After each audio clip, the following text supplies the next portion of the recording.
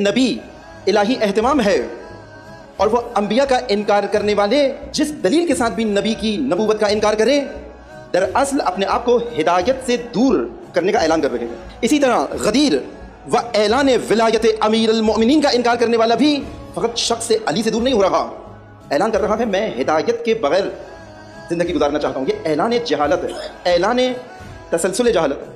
खुद गदीर का ना मानना, विलायत अमीर अल मोमिनीन का कबूल ना करना, इसके लिए भी एक जहालत दरकार है, एक जाहिलियत है। एक जाहिलियत है जो नबी की नबूवत का इनकार करवाती है, ये जाहिलियत है। क्योंकि रिवायात है इस्लामी में, कुरान मजीद ने इसको जाहिलियत से ताबीर किया और रिवायात में भी आया, लेकिन नबी की नबूवत का इनकार एक खास जाहिलियत को जन्म देता है। बस वो भी जाहिलियत की वजह से इनकार अंबिया हुआ, और इनकार इमाम व इनकार विलायत व इनकार इमामत भी एक जाहिलियत का नतीजा भी है और एक जाहिलियत को जन्म भी देता है।